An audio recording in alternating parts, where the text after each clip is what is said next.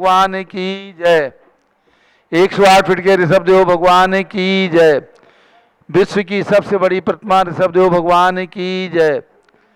गणनी प्रमुख ज्ञानमती माता जी की जय।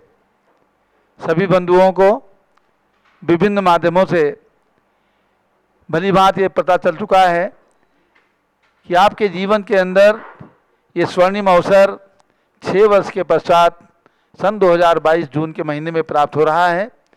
15 जून से 30 जून तक जहां 108 फीट के भगवान ऋषभदेव जो मांगी तुंगी के पर्वत पर विराजमान हैं, ऐसी अद्भुत अनोखी प्रतिमा जो अत्यंत कष्ट के साथ, अत्यंत परिश्रम के साथ हमारे और आपके जीवन के अंदर बन करके तैयार हुई प्रतिमा को आपने अपने जीवन काल के अंदर बनते हुए देखा और सन 2016 के पंच कल्याण प्रतिष्ठा में भी सम्मिलित होने का अवसर आप सबको प्राप्त हुआ।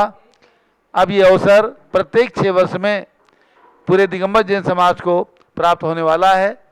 ये पहला अवसर है जब 6 वर्षीय महामस्तकाभिषेक 15 जून से 30 जून तक 2022 तक घोषित किया गया। पूज्य गणनी ज्ञानमती माता जी के आशीर्वाद से, पूज्य गणनी ज्ञानमती माता जी के वर्चुअल सानिध्य में ये महोत्सव हस्तिनापुर और मांगी तुंगी को एक साथ जोड़कर आपको अत्यंत प्रभावना के साथ देखने को प्राप्त होगा, करने को प्राप्त होगा। मेरी तो यही भावना है कि दिगंबर जैन समाज का प्रत्येक परिवार किसी भी प्रकार का छोटा बड़ा कलश लेकर के भगवान ऋषभदेव के मस्तक पर एक कलश अभिषेक करने का सौभाग्य अवश्य प्राप्त करें, क्योंकि ये क्षण जीवन में बार बार नहीं आते हैं, कभी ही ये मौका प्राप्त होता है। और जिन बंधुओं को 15 जून से 30 जून तक आने में असुविधा हो, रिजर्वेशन ना मिल रहे हो अथवा अन्य किसी प्रकार की असुविधा हो, उनके लिए 1 जुलाई से 10 जुलाई तक का भी समय निश्चित कर दिया गया है। अर्थात ये मस्तकाभिषेक 10 जुलाई तक चालू रहेगा। जो भी बंधु 15 तारीख से लेकर 30 तारीख तक आ सकते हैं अथवा जिन्होंने निर्धारण कर लिया है वे जरूर आए। आपको ध्यान रखना है 15 जून को प्रथम कलश करने का सौभाग्य गाजियाबाद निवासी श्री जम्बू प्रसाद जी जैन को प्राप्त हो रहा है और उसके बाद अन्य भक्तों को अभिषेक करने का अवसर प्राप्त होगा। सूरत के भक्त भी 15 जून को अभिषेक करेंगे। 16 जून को औरंगाबाद श्री संजय पन्ना लाल पापड़ीवाल परिवार के नेतृत्व में, 17 तारीख को नासिक महाराष्ट्र से, 18 तारीख को इंदौर के भक्तों के द्वारा श्री प्रदीप कासलीवाल परिवार की ओर से और अनेक भक्त लगभग 1000 की संख्या में इंदौर से आ रहे हैं। वे सभी भक्तगण 18 तारीख को अभिषेक करेंगे। 19 तारीख रविवार है, अनेक स्थानों से भक्तगण आ रहे हैं और विशेषकर दिल्ली से भी भक्तों के आने का चल रहा है रविवार 19 तारीख को। तो इस प्रकार से ये तिथियां निश्चित की गई हैं। 26 तारीख के रविवार को मुंबई से और अहमदाबाद से भक्तगण आकर के अभिषेक करेंगे और जो भी भक्त इसी प्रकार से 25 तारीख शनिवार को पूना श्रीमती सुदाता साहा के नेतृत्व में हजारों लोग आकर के अभिषेक करने का सौभाग्य प्राप्त करने वाले हैं। तो महाराष्ट्र से, राजस्थान से और पूर्वांचल से हमारे अजित कुमार जी पांड्या और राजकुमार जी सेठी के नेतृत्व में भक्तगण आकर के अभिषेक करेंगे। इस प्रकार से जो भी भक्त जिस भी प्रांत में है, मैं तो यही चाहूँगा आकर के एक बार अभिषेक करने का अवसर जरूर अपने जीवन के अंदर ये दुर्लभ क्षण जो हैं उनका उपयोग करें और ये सौभाग्य अर्जित करें, पुण्य अर्जित करें। ये हमारा मंगल, हमारी ओर से मंगल प्रेरणा है। सभी से अनुरोध भी है, प्रेरणा भी है कि आप इस अवसर को चुकाएं नहीं और वहाँ पर जरूर आए। इसके बाद व्यवस्था की जहाँ तक बात है, वहाँ पर जिस प्रकार से सन 2016 में अटैच कमरे टेम्परेरी टेंट हाउस के द्वारा बना करके आपको प्रदान किए गए थे, सब प्रकार की सुविधा उन कमरों के अंदर थी। भोजन की व्यवस्था, शुद्ध भोजन की व्यवस्था, सात्विक भोजन की व्यवस्था थी। उसी प्रकार से ठहरने की, भोजन की व्यवस्था भी आपको इस महोत्सव के अंदर प्राप्त होगी। कलश लेने वाले भक्तों को सब प्रकार से साड़ी है, धोती दुपट्टा है, पहाड़ पर जाना है, सब प्रकार की सुविधाएं वहाँ प्रदान की जा रही हैं। तो आप सबको यही हमारी ओर से अनुरोध है कि आप अवश्य इस कार्यक्रम में, इस महोत्सव में, ये महामस्तकाभिषेक का महोत्सव वास्तव में इसका नाम सार्थक है, क्योंकि महाजिनबिंब है। 108 फीट के भगवान पहली बार पंचम काल के अंदर बने हैं। चतुर्थ काल के अंदर भी कोई भी आगम के अंदर प्रमाण नहीं मिलता, अकृत्रिम चैत्यालयों में तो इतनी इतनी बड़ी प्रतिमाएं मिलती हैं, वर्णन आता है, लेकिन किसी के द्वारा 108 फीट के भगवान का निर्माण हुआ हो ऐसा उल्लेख प्राप्त नहीं होता है। तो ये दिगंबर जैन समाज का सौभाग्य पूज्य गणनी ज्ञानमती माता जी के निमित्त से, उनके पुण्य से हमें और आप सबको प्राप्त हुआ है। तो एक कलश अभिषेक करने का अवसर आप प्राप्त करें, ये हमारी मंगल भावना है। अब पूज्य माता जी। जय बोलो आदि ब्रह्मा ऋषभ देव भगवान की जय।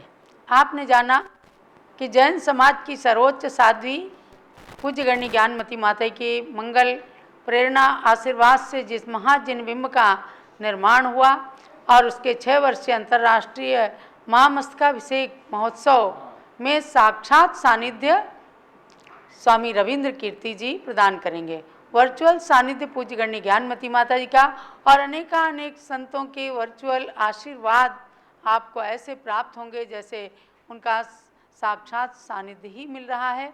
तो ये वर्चुअल सानिध्य, वर्चुअल आशीर्वाद के साथ साथ साक्षात सानिध्य, जिनका जो मूल से लेकर चूल तक भगवान का निर्माण कराने वाले हैं और जिन्होंने जिनबिंब का महापंच कल्याणक महामस्तकाभिषेक महोत्सव 1 साल तक आपको कराया था।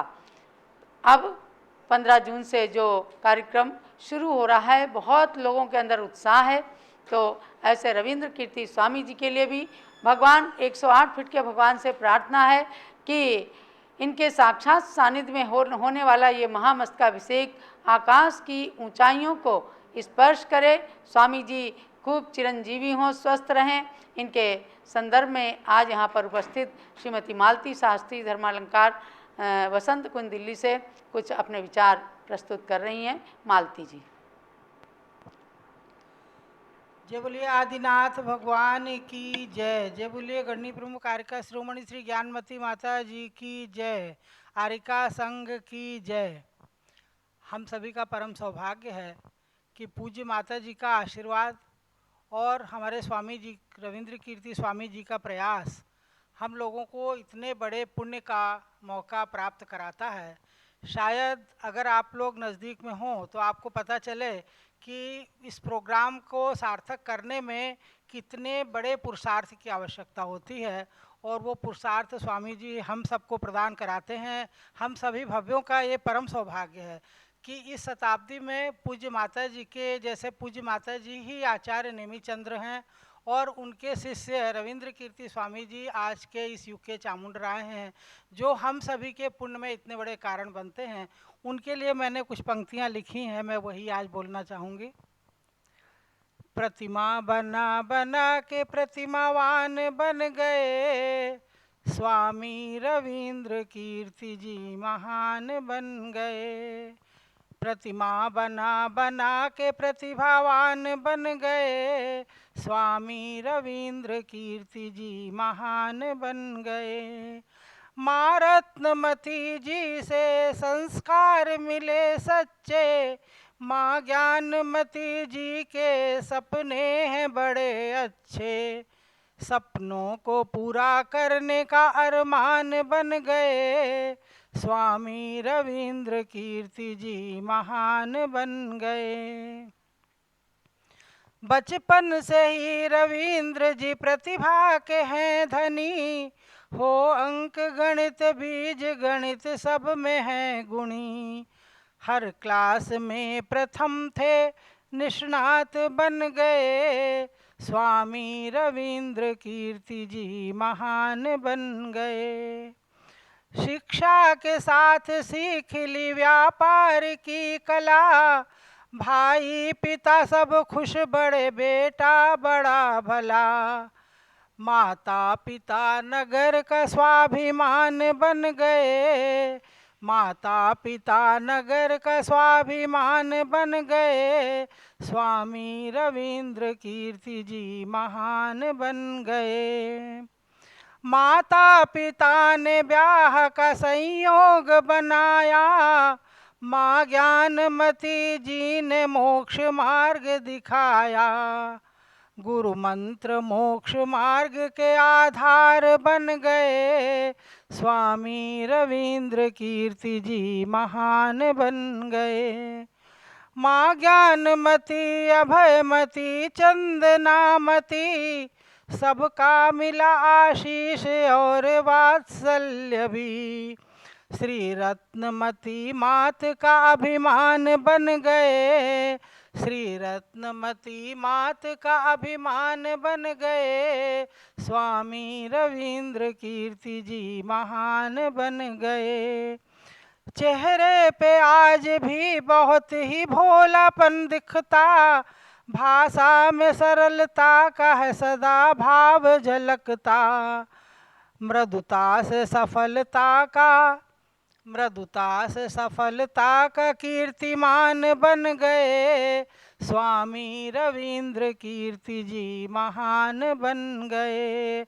आप सभी को पता होना चाहिए कि ये कोई भी प्रोग्राम माता जी जब प्रेरणा देती हैं तो स्वामी जी कितना पुरुषार्थ करते हैं। वो कभी कलकत्ता, कभी बॉम्बे, कभी दिल्ली और कभी कहीं, कभी सूरत, कभी औरंगाबाद और कभी हस्तिनापुर, कभी कहीं, कितना प्रयास और कितना पुरुषार्थ करते हैं। और मूर्ति बनाने में तो कितना पुरुषार्थ करा है ये आप सभी लोग जानते ही हैं।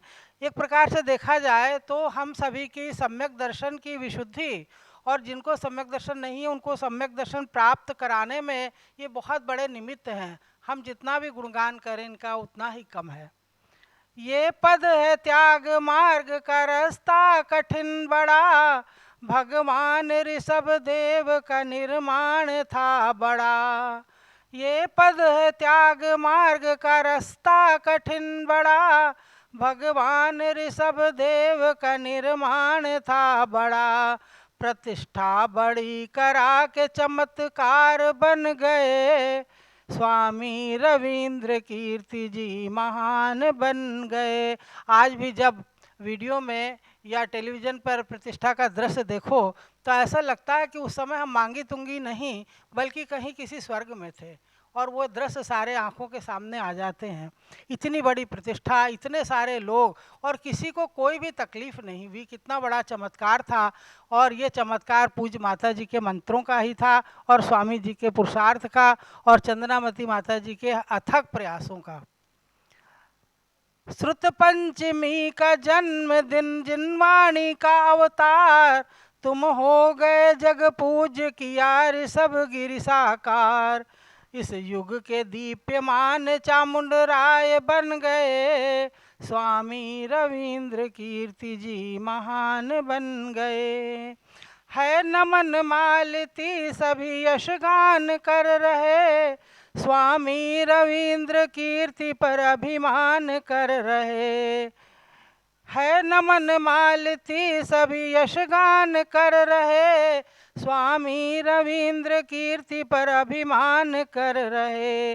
भाई हमारे तीर्थों के वरदान बन गए, श्री ज्ञानमती मात का विज्ञान बन गए, स्वामी रविंद्र कीर्ति जी महान बन गए। प्रतिमा बना बना के प्रतिभावान बन गए, स्वामी रविंद्र कीर्ति जी महान बन गए। जय बोले रविंद्र कीर्ति स्वामी महाराज की जय। आपने रविंद्र कीर्ति स्वामी जी के बारे में सुना, अच्छे अच्छे भाव संजोए। जैन धर्म गुणों की पूजा करता है, व्यक्ति की पूजा नहीं।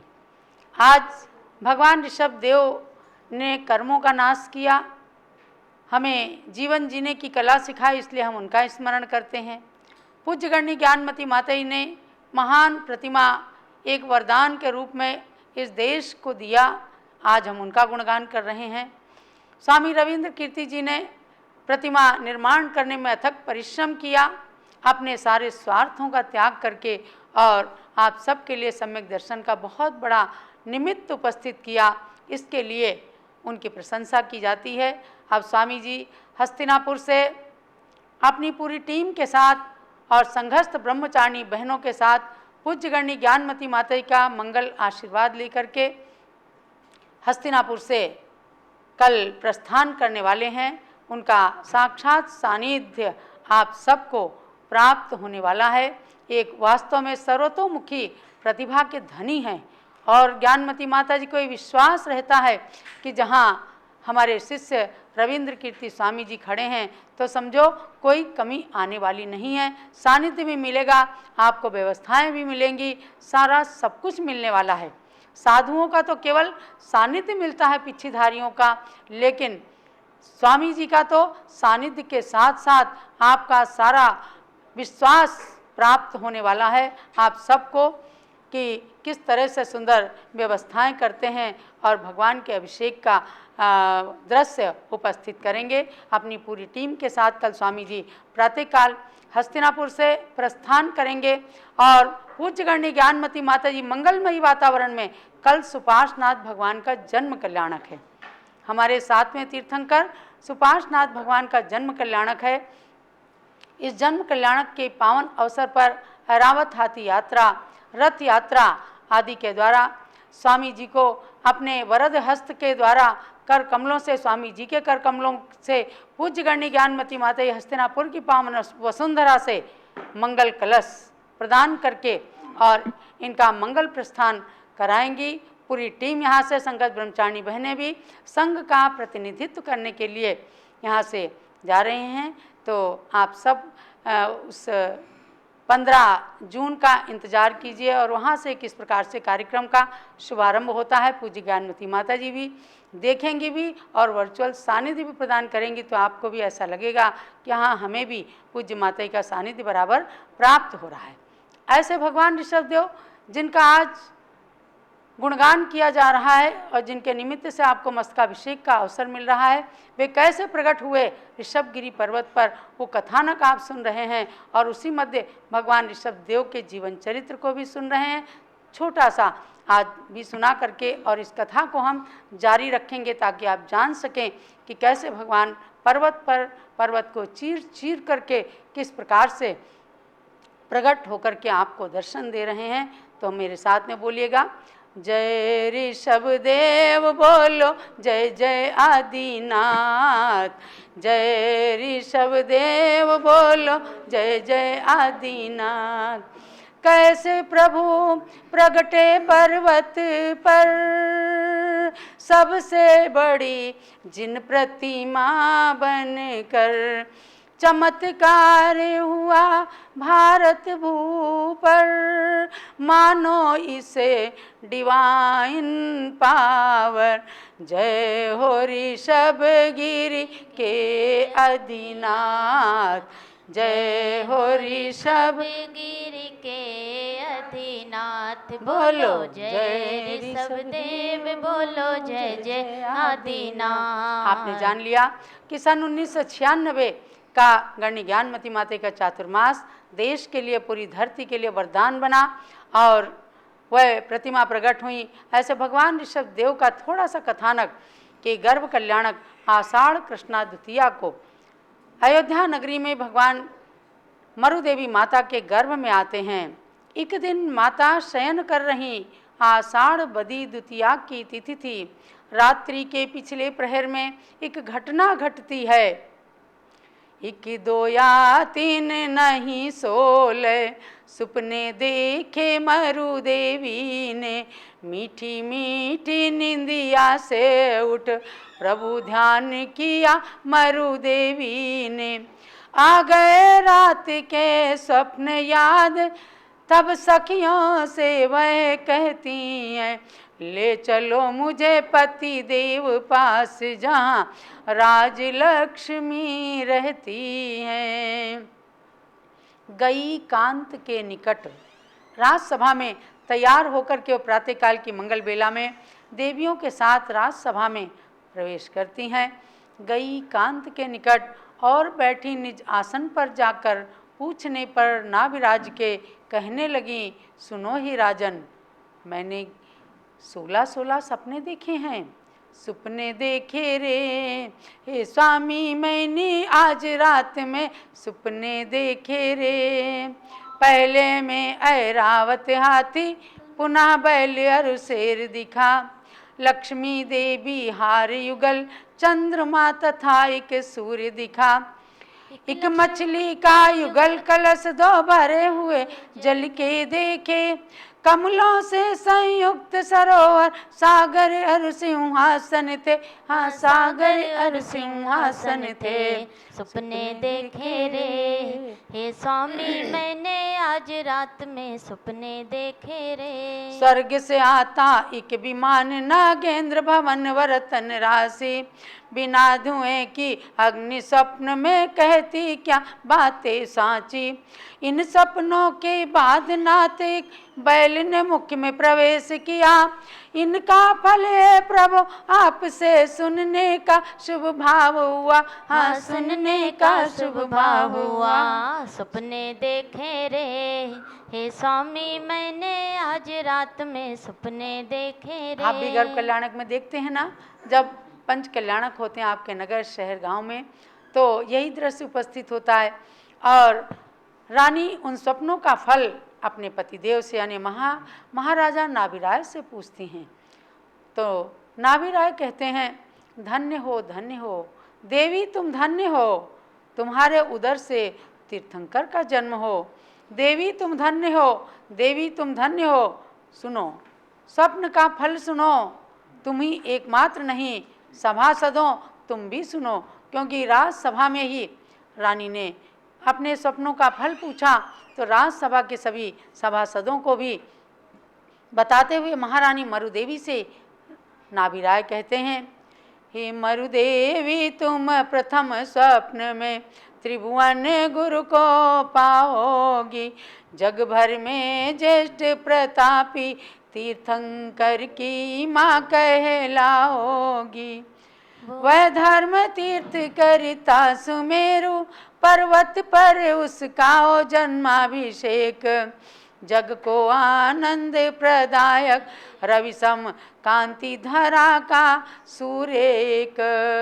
यानी कि एक एक स्वप्नों का फल बताते हुए महाराजा नाभिराय कहते हैं कि महारानी मरुदेवी आपके गर्भ से आज से 9 महीने के बाद तीर्थंकर पुत्र का जन्म होने वाला है। इसलिए हे देवी तुम धन्य हो, हे देवी तुम धन्य हो। तीर्थंकर महाराज की जय, मरुदेवी माता की जय, अयोध्या नगरी की जय। ऐसी अयोध्या नगरी जो शाश्वत तीर्थ कहलाती है, शाश्वत तीर्थ के रूप में पूजी जाती है, आज उस अयोध्या नगरी का भी खूब विकास हो रहा है। और अयोध्या में जिस सर्वतोभद्र महल का उस समय इंद्र ने निर्माण किया था, अयोध्या में पुनः उस सर्वतोभद्र महल का निर्माण होने जा रहा है। और उससे पहले आप उसी सर्वतोभद्र महल का निर्माण आप ऋषभदेवपुरम मांगीतुंगी में देखने जा रहे हैं। 15 जून को उस सर्वतोभद्र महल का भी निर्माण जो हुआ है उसका